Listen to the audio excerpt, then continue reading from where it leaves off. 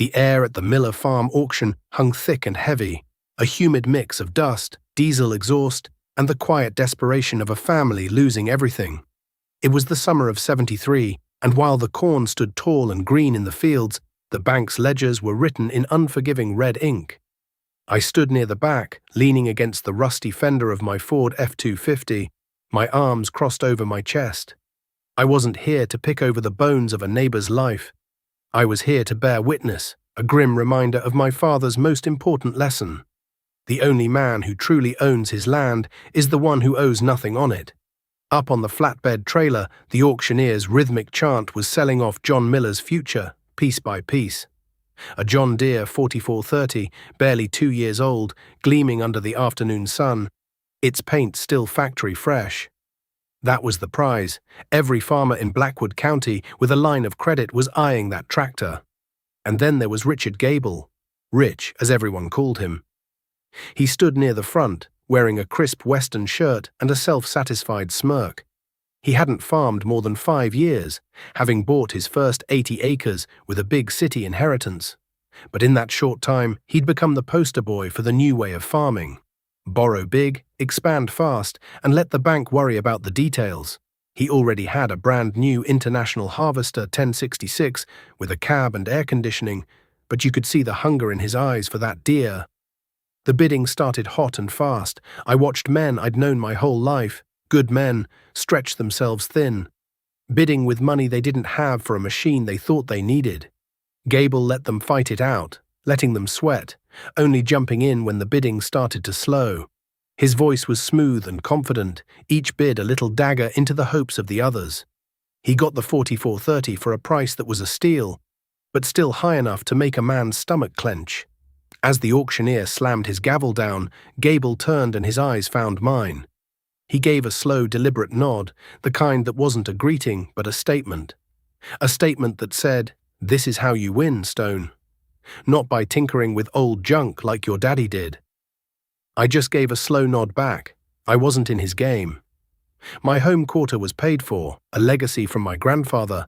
The other sections I farmed, I'd bought with cash earned over 20 years of sweat and careful saving. My main horse was a 1968 John Deere 4020, the one with the side console synchro range. No cab, no radio, just raw, dependable power. I knew every bolt on that machine, could diagnose a problem by the change in pitch from its diesel engine. It didn't owe the bank a dime, which meant it was truly mine. That was a feeling Rich Gable would never understand. After the main machinery was gone, the crowd thinned out. They moved on to the household goods, the sad collection of a lifetime's accumulation spread out on the lawn. I had no interest in that. I walked the other way, toward the fence row where the junk was piled.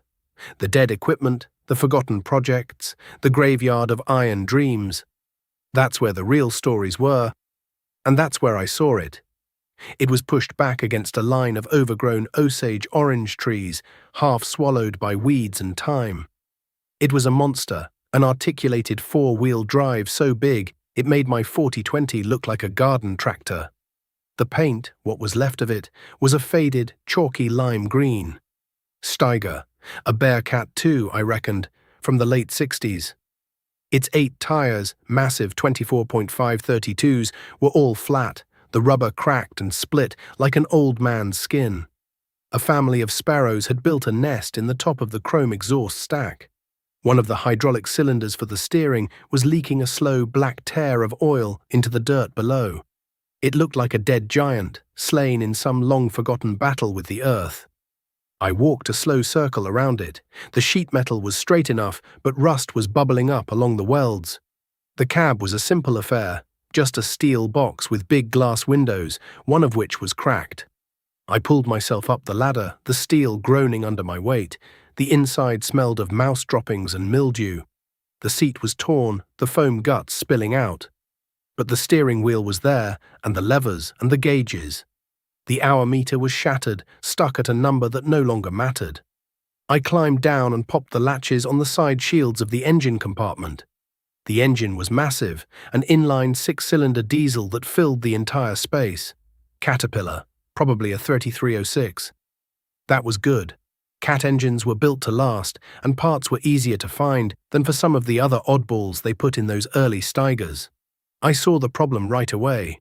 A gaping, jagged hole in the side of the engine block, low down near the oil pan. A thrown rod. Catastrophic failure.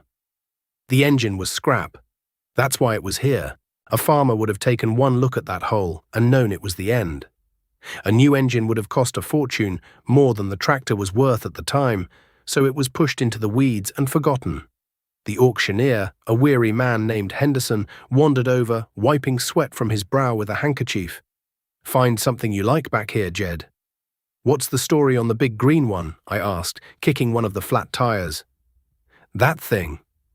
He chuckled. "That's John's Folly. Bought it used from a big outfit up in the Dakotas. Ran it for one season before she blew. Been sitting right there for 3 years. We're selling it for scrap weight. You want to start the bidding at $500? $500 for 22,000 pounds of scrap iron. Most guys wouldn't touch it. They'd have to hire a lowboy to move it, pay to have it cut up. It was a loser from the start. But I saw something else. I saw a frame that was straight and heavy. I saw 4 good planetary axles. I saw a 10-speed transmission that was probably still good. I saw a project. A long, hard, greasy project. I saw a 300-horsepower tractor that I could own, free and clear, for the price of my own sweat and a rebuilt engine. "I'll give you 500, I said. Henderson looked surprised. "You serious?" "As a heart attack." He shrugged. "All right then. I got $500 for the Steiger tractor for scrap. Do I hear 550? 5 1/4? Silence. The only sound was the buzzing of flies and the distant murmur from the household auction. Gable was probably buying Miller's silverware for pennies on the dollar. "Sold." Henderson slapped his hand on the dusty hood. "To Jedediah Stone for $500. Good luck to you, Jed. You're gonna need it." As I walked back to my truck to get my checkbook, I passed Rich Gable. He was leaning against the shiny fender of the 4430 he'd just bought, a smug look on his face. "Here, you bought yourself a new tractor, Stone," he said, loud enough for a few other farmers to hear. "That big green lawn ornament back there." "Something like that," I said, not breaking my stride. "Gonna pull it with your 4020? He sneered. "Or are you gonna push it? You know a man can't get ahead in this business living in the past. You gotta spend money to make money. The bank in town, they love me. They know I'm building something." "I'm building something too, Rich," I said, stopping to look him square in the eye. "The difference is, when I'm done building it, it'll be mine." He just laughed, a short, ugly sound. "You keep telling yourself that while you're covered in grease, old-timer. I'll be cashing checks." Now, before we get to the part where I had to figure out how to move that dead giant, or the nights I spent in the shop with grease up to my elbows, I gotta ask you folks a question. Have you ever bought something that everyone else called junk, something everyone else had given up on, because you could see the potential in it? A car, a tool, a piece of land. Let me know down in the comments what it was and how it turned out. Because every man who's ever built something with his own 2 hands knows that feeling. It's the feeling of seeing what could be, not just what is. Getting that Steiger home was a battle in itself. It took me the better part of a week just to get the tires to hold air. I used a case of tire slime and 100 plugs, working until my hands were raw just to get them solid enough to roll. I hired old man Fitzwater and his lowboy trailer, the only one in the county big enough to haul it. The whine of his aging Mack truck under the strain of 22,000 pounds of dead iron was a sound I won't soon forget.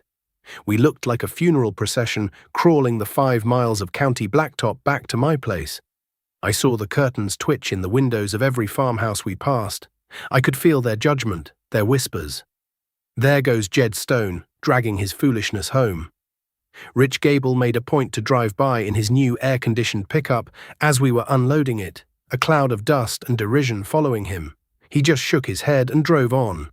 For the next year, that Steiger was my shadow. I'd finish my field work with the 4020, eat a quick supper, and head straight to the machine shed. I built a heavy A-frame hoist from some old railroad iron and bought a 2-ton chainfall.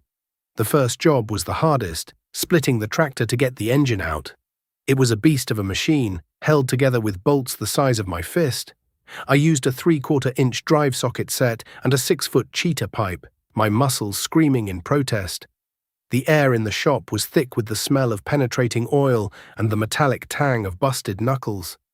Finally, the day came when I had the big Caterpillar engine hanging from the chainfall, dripping black oil onto the concrete floor. The hole in the block was even uglier up close, a mangled tear of cast iron. The crankshaft was shot, 2 of the connecting rods were bent into pretzels, and the pistons were shattered. It was a total loss.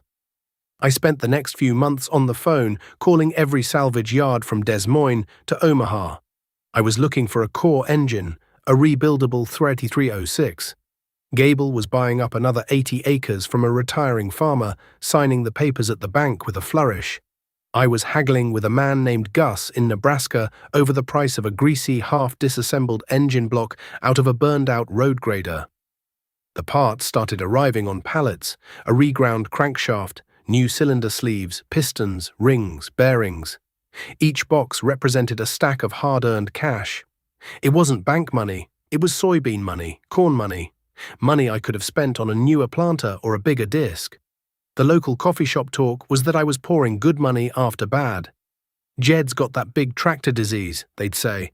Thinks bigger is always better, even if it's broke. They didn't understand. It wasn't about being bigger, it was about being independent. The rebuild was slow, meticulous work. I cleaned every part in a degreasing tank until it shone. I checked every tolerance with a micrometer, cross-referencing with the thick cat service manual I'd bought. I installed the piston rings, torqued the head bolts in the proper sequence, set the valve lash.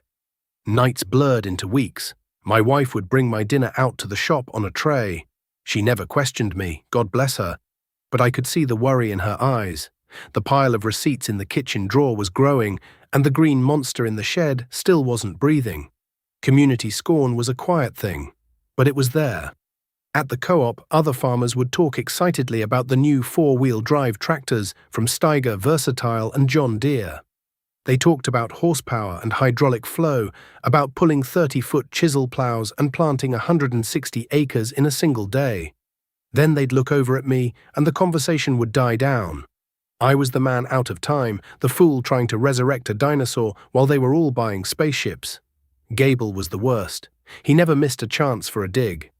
"Hey, Jed," he'd call out across the co-op parking lot, "if you ever get that museum piece running, I've got an old plow you can borrow.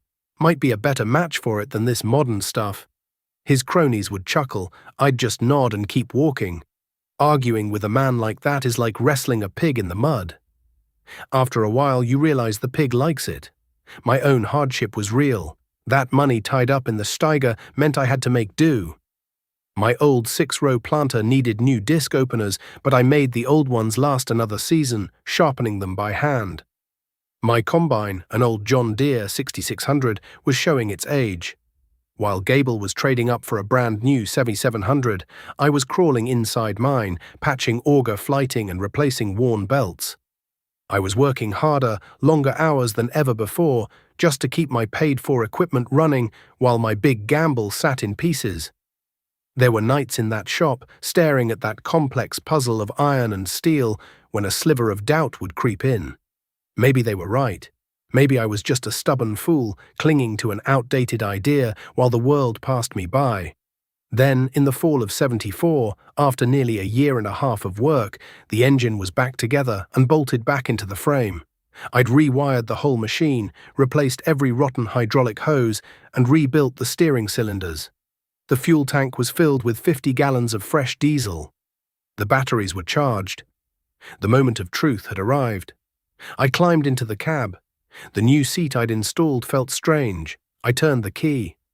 The starter motor groaned, a deep, heavy sound as it tried to turn over the massive, high-compression engine. It turned once, twice. A puff of white smoke coughed from the exhaust stack. I waited, letting the starter cool, then tried again. More smoke, this time darker. The engine sputtered, trying to catch. It sounded like a giant clearing its throat. I gave it one more try. The engine caught, sputtered, then erupted into a thundering, deafening roar. The whole machine shed vibrated. The raw, untamed power of that big cat diesel was terrifying and beautiful. Thick black smoke billowed from the stack, clearing as the engine warmed up. I sat there for a long time, my hand on the throttle, feeling the deep, rhythmic pulse of the engine through the floor plates. I had done it. Against all odds, against all the whispers and the laughter, I had brought the giant back to life. It was a private victory, witnessed only by the dusty rafters of my own shop, but it was the sweetest victory of my life. The world outside my farm was changing. The mid-70s were a boom time for American agriculture. The Russians were buying our grain by the shipload, and commodity prices shot through the roof. Corn that used to be $2 a bushel was suddenly $3, then $3.50. Soybeans went from $4 to $7, then $10. Land values, which had been creeping up slowly for years, suddenly exploded. A man's net worth could double on paper in a single year. It was a heady, intoxicating time. They called it the Great Grain Robbery, and for farmers with a big appetite for risk, it felt like a gold rush. Rich Gable was in heaven. He took his soaring land values straight to the bank and used them as collateral for massive loans. He bought the quarter section to the north of me, then the half section to the west. He was farming over 1,000 acres now. His new 1066 was traded in for a brand new International 1466. And then he added the King of the Hill, a massive, gleaming red International Harvester 466 articulated four-wheel drive. It was beautiful, I had to admit. It had a quiet, comfortable cab with a radio and air conditioning that actually worked. It represented everything modern and progressive. He'd drive that new tractor along the fence row that separated our properties, pulling a 30-foot field cultivator, turning over more ground in an hour than I could in a morning with my 40-20. He'd give me a little wave from his climate-controlled cab, his face a mixture of pity and triumph. He was the king of Blackwood County, the man who had figured out the new system. He bought a new Lincoln for his wife and put a swimming pool in his backyard. At the diner, other farmers would listen to him hold court, talking about expansion and leverage and depreciation. He made it all sound so easy, so smart. Meanwhile, I was still Jed Stone, the cautious old-timer. The boom was good to me too. Those high grain prices meant the checks from the elevator were bigger than I'd ever seen. But I didn't run to the bank. I didn't leverage my land. I remembered my father's stories of the 1920s, another boom time that had ended in a bust that wiped out a generation of farmers. So I did what I always did. I paid my bills, and with the money left over, I improved what I had. I used the profits from one good year to pay cash for the Steiger's rebuild and a new set of tires. The next year, I put up a new grain leg and another 20,000 bushel bin, so I could store my corn and wait for better prices instead of selling it straight from the field at harvest time. I pattern-tiled the 80 acres down by the creek, turning a swampy, low-yield field into my most productive ground. They were slow, solid, unglamorous improvements. To Gable and his followers, I was a fool. I was sitting on a mountain of equity and not using it. I was a relic, a man who didn't understand that the old rules no longer applied.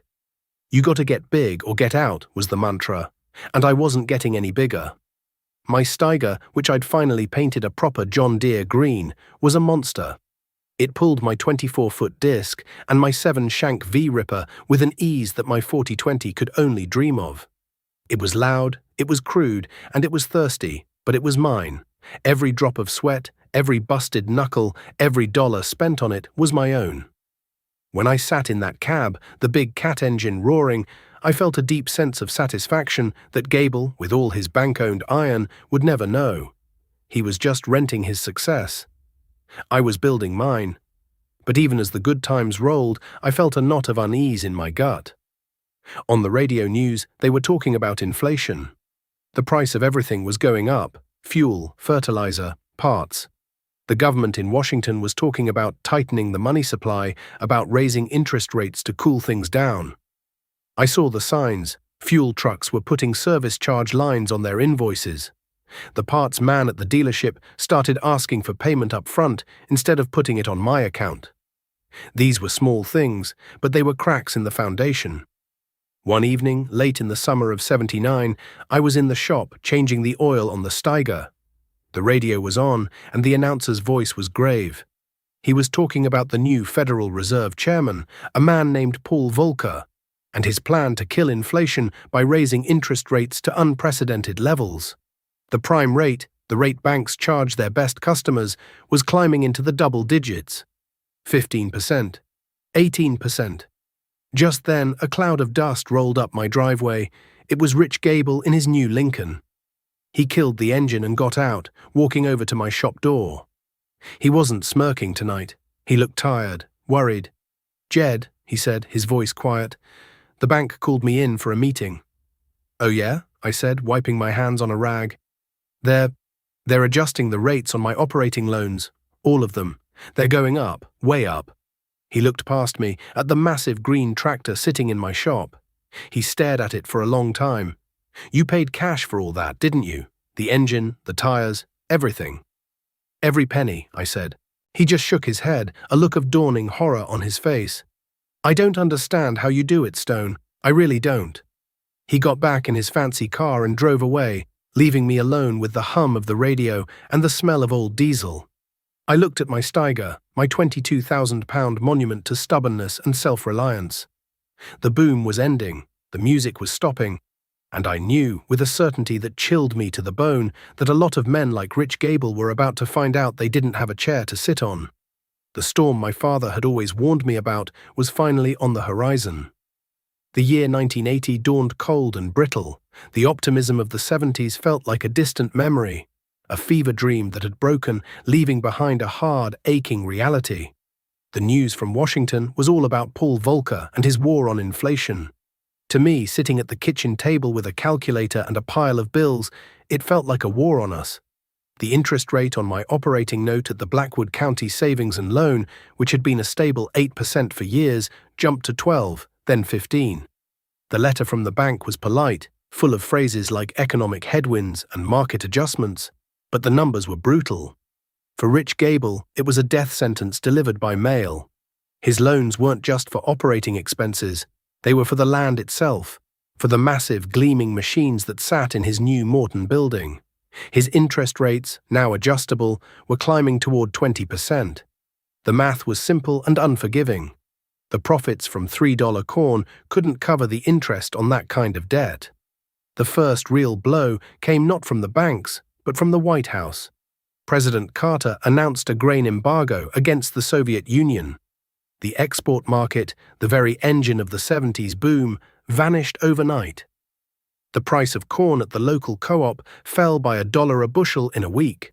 I watched the ticker tape at the elevator, my stomach a cold, hard knot.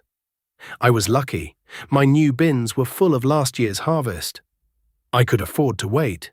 Gable couldn't. He had forward contracted half his crop to cover his spring fertilizer bill.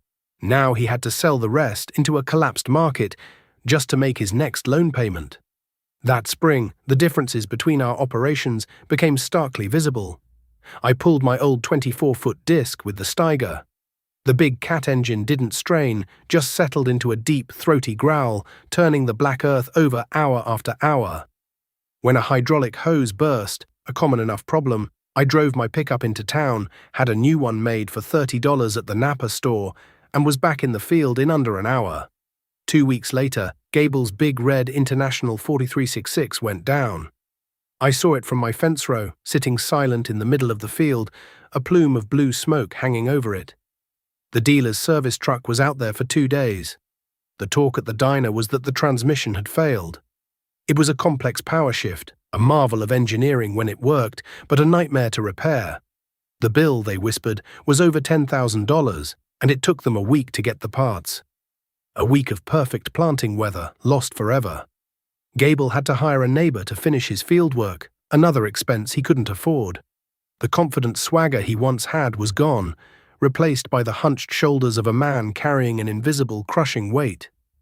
The cracks in his empire began to show everywhere. He sold off his herd of feeder cattle in early summer, a sure sign he needed cash fast. His first cutting of hay sat in the field a week too long. Before he baled it, its quality diminished. He started driving his old farm truck instead of the Lincoln. He was at the co-op one afternoon when I was there, arguing with the manager over the price of herbicide. His voice was tight, strained. He was trying to cut corners, to save a few dollars per acre, but we all knew that starving a crop was just a slower way of going broke. I kept my head down and worked. The Steiger was my salvation. With its raw power, I could pull my V-ripper through the hardpan in the fall, shattering the compacted soil and opening it up to receive the winter moisture. It was a fuel-hungry beast, but the work it did in one pass would have taken me 3 passes with the 4020, saving me time and diesel in the long run. I did my own maintenance, changing the 10 gallons of engine oil and the massive filters myself, greasing the articulation joint until the old grease pushed out, clean and new. It was a simple machine from a simpler time, built with wrenches and muscle in mind, not a laptop. It owed me nothing but a little upkeep, and it paid me back with unwavering reliability. While Gable was on the phone with his dealer, I was in the field. Turning acres into equity, the whispers in the community started to change. "Jed Stone might have been right all along," was a phrase I started to hear, not said to my face, of course, but carried on the wind from the coffee shop to the sale barn. It brought me no joy. Watching a neighbor fall, even one like Rich Gable, felt like watching a part of yourself die. We were all tied to the same land, the same weather, the same unforgiving markets. His crisis was a dark reflection of what could have been mine. By 1982, the crisis wasn't a whisper anymore. It was a full-throated scream. Farm foreclosures were a regular feature on the front page of the Blackwood County Gazette. Good families, families who had farmed the same ground for 100 years, were being sold out on the courthouse steps. The auctions were grim affairs. The crowds were quiet, the bidding hesitant. No one was there looking for a bargain. They were there to support a neighbor in his darkest hour and to wonder, with a cold dread, if they would be next. Land that had been valued at $2,000 an acre in the 70s was now struggling to bring $700. The banks, holding all that paper, were panicked. They started calling loans, refusing to extend operating credit, protecting themselves at the expense of the men and women who had trusted them. The end for Rich Gable came in the fall of '83.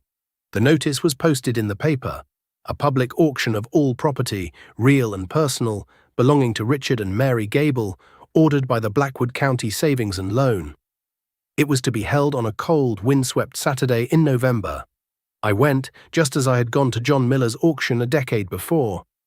But this time, the feeling was different. There was no sense of opportunity, only a profound sadness. The farmstead, once a showplace, looked tired. A few patches of peeling paint on the house, a broken gate on the feedlot. The shiny red machines were all lined up in a row, just as Miller's had been. The massive 4366, the 1466, the big 7700 combine with its corn and bean heads.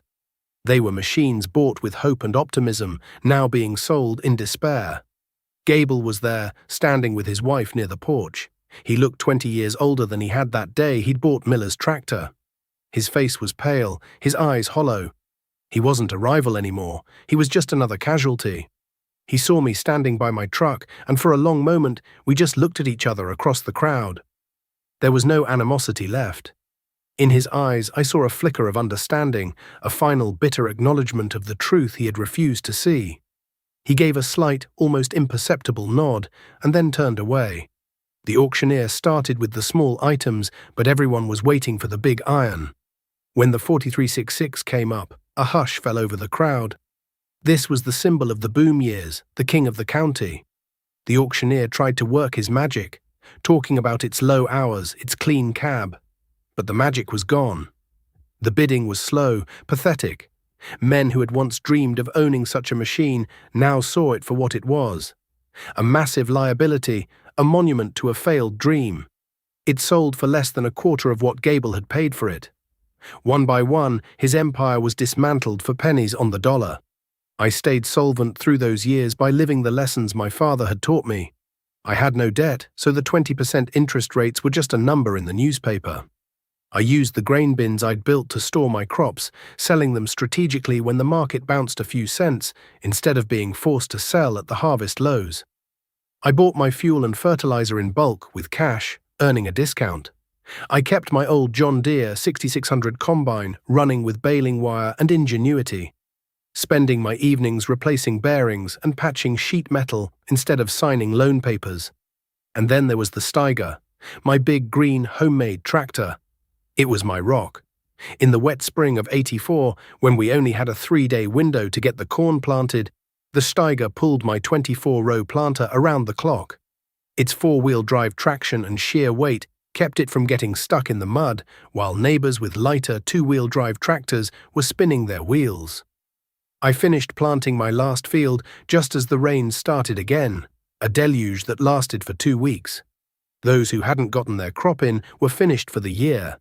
That single act of timely planting, made possible by a tractor I'd pulled from a scrap heap, made the difference between a small profit and a disastrous loss. I wasn't thriving, not by any means. I was just surviving. But in the mid-1980s in rural America, survival was the only victory that mattered. The auctioneer moved on to the land. Gable's holdings were broken up into parcels. The 80 he'd bought here, the 160 he'd bought there. They sold for heartbreakingly low prices to out-of-state insurance companies and investment groups, professional bottom feeders who saw our tragedy as their opportunity. Finally, they came to the last parcel, the original 80 acres, the home place, with the house, the barns, and the machine shed. "All right, folks," the auctioneer called out, his voice hoarse. "Here it is, the homestead. A good house, solid barns. Who'll start the bidding for me at $80,000?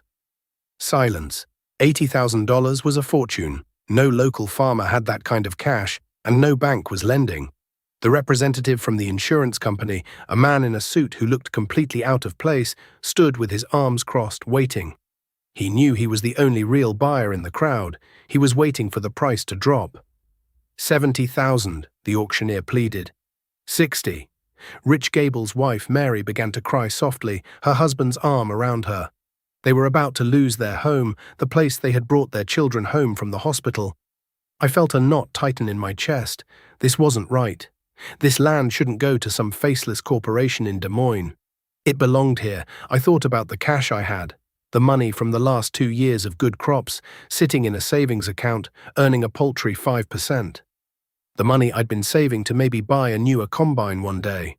It was a huge risk, but some things were more important than risk.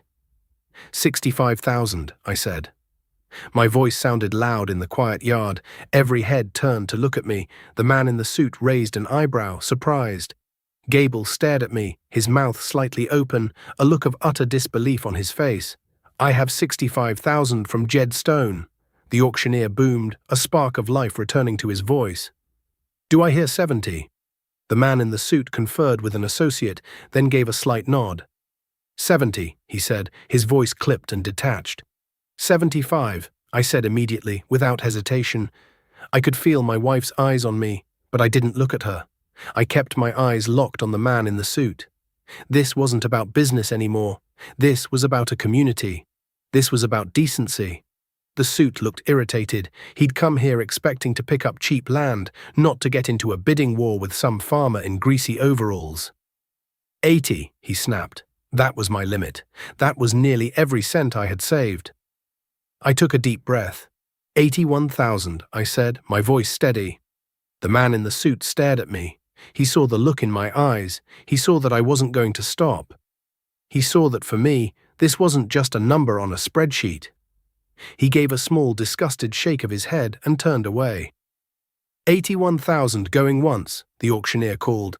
Going twice. Sold for $81,000 to Jedediah Stone. A quiet ripple of applause went through the crowd of farmers. I walked over to the auctioneer's clerk and wrote out the check, my hand shaking slightly as I signed my name. When I turned around, Rich Gable was standing there. His eyes were red-rimmed, his face a mask of conflicting emotions. Shame, relief, confusion. "Jed, I don't know what to say," he stammered. "Why?" "Because nobody should have to see their home sold off to a man in a suit who's never set foot in the county," I said. "This is your home, Rich." I held out my hand. "I'll rent it back to you. The house, the barns, whatever you need.